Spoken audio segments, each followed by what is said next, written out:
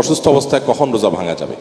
অসুস্থ অবস্থায় রোজা ভাঙা যাবে, কিন্তু সে অসুস্থতার সংজ্ঞাটা কি, ডেফিনিশনটা কি? আমাদের আজকাল দেখা যায় অনেকে রোজা রাখেন না, কি হয়েছে? ওনার গ্যাস্ট্রিক। আরেকজন রোজা রাখেন না কেন? ওনার প্লাস্টিক। এই গ্যাস্ট্রিক প্লাস্টিক এ সমস্ত অজুহাত দিয়ে রোজা না রাখার সুযোগ নাই। এই সমস্ত কষ্টগুলো সহ্য করতে হবে তো জান্নাত কি এমনি এমনি পাওয়া যাবে? আল্লাহ সুবহানাহু ওয়া তাআলা বলেছেন, ফামান কানা মিনকুম মারিদান আও আলা সাফারিন ফাইদ্দাতুম মিন আইয়ামিন উখর। কেউ যদি অসুস্থ থাকে, সফরে থাকে, সে অন্য সময় রোজা রাখলে চলবে। কিন্তু অসুস্থতার লেভেলটা কি? যে অসুস্থতার কারণে রোজা রাখলে তার মৃত্যুর আশঙ্কা আছে, অঙ্গহানির আশঙ্কা আছে, স্থায়ী কোনো রোগ বেঁধে যাওয়ার আশঙ্কা আছে, অসহনীয় কষ্ট, সেন্সলেস হয়ে যাওয়ার মতো এইরকম জটিল কোনো অসুবিধা হলে আল্লাহ না করুক, তখন তার রোজা ভাঙা জায়েজ আছে।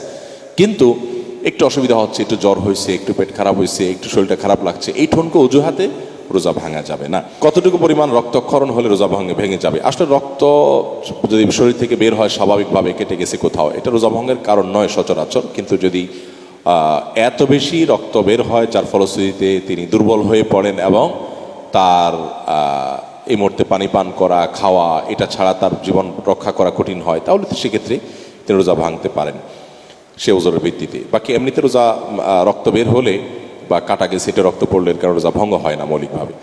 রোজা রেখে এটা একই প্রশ্ন আবার আসছে। রোজা রেখে কি চোখের অথবা নাকের কিংবা কানের ড্রপ ব্যবহার করা যাবে কিনা? চোখ, নাক এবং কান, তিন ধরনের ড্রপের মধ্যে একটা তো যাবেই না, যেমন নাকের ড্রপ যদি আমরা দেই সেটা আমাদের কণ্ঠনালী হয়ে ভেতরে যাবে, সে সম্ভাবনা খুবই জোরালো, এবং সেই জন্য নাকের ড্রপ রোজা রাখা অবস্থা দেওয়া যাবে না। আর চোখের ড্রপ যেটা আছে, এই চোখের ড্রপ সচরাচর সেটা আমাদের গলায় যায় না, অতএব এটা দেওয়া যেতে পারে। কিন্তু দেওয়ার পর যদি গলায় এটার স্বাদ অনুভব করি, আমরা গিয়েছে যদি অনুভব করি, তাহলে সেক্ষেত্রে এটা থুতোর সাথে ফেলে দিলে হবে। আর সতর্কতার জন্য যদি ইফতারের পরে করা যেতে পারে সেটা আরও ভালো। তবে মৌলিকভাবে এটার কারণে যে রোজা ভেঙে যায় এক কথায় সেরকম না। আর কানের ড্রপ ব্যবহার করা যেতে পারে, এর কারণে রোজা ভাঙবে না ইনশাআল্লাহ। ইনহেলার ব্যবহার করলে কি রোজা ভেঙে যায়? এটা নিয়ে মতপার্থক্য আছে। এটা নিয়ে ওলামায়ে আহনাফের, আমাদের দেশে ওলামায়ে কেরাম, এটা তো সাম্প্রতিক ইস্যু বলা যেতে পারে, আধুনিক মাসালাগুলোর একটি। এ বিষয়ে যে সমস্ত ওলামায়ে কেরামের ফতোয়া এবং জবাব আমার জানা আছে, সেটা হলো যে এটাকে রোজা ভঙ্গের কারণ হিসেবে উল্লেখ করেন ওলামায়ে কেরাম এবং নাজায়েজ বলেন। তবে সৌদি আরবের অনেক ওলামায়ে কেরাম এটাকে জায়েজ বলেন। যুক্তি কি দেন? উভয় পক্ষের যুক্তি, তর্ক, দলিলগুলো আমি জানার চেষ্টা করেছি। একেবারে সংক্ষেপে যদি বলি, সৌদি আরবের ওলামায়ে কেরামের মধ্যে যারা জায়েজ বলেন তাদের যুক্তি হলো যে এইটা যেই পরিমাণ মেডিসিন থাকে সেটার পরিমাণ এত কম থাকে যে এটা আসলে আমরা ওই কুলি করলে যেরকম থুতুর সাথে একটু পানি যায় ওই টাইপের, এবং এটা শ্বাস নালীটাকে প্রশস্ত করবার জন্য এটা আসলে পাকস্থলী পর্যন্ত যে পৌঁছে সেটা সেরকমও বলা কঠিন।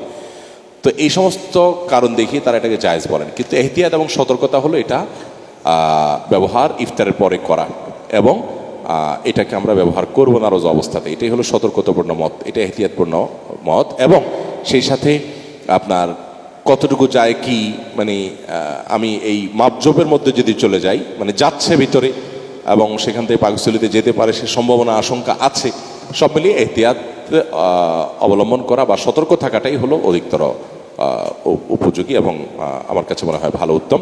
তবে যদি কারোর এরকম পরিস্থিতি হয়, আল্লাহ না করুন শ্বাসকষ্ট, তিনি মরণাপন্ন অবস্থা, তাহলে তো তার জন্য ওই অবস্থা রোজা ভাঙাই জায়েজ আছে।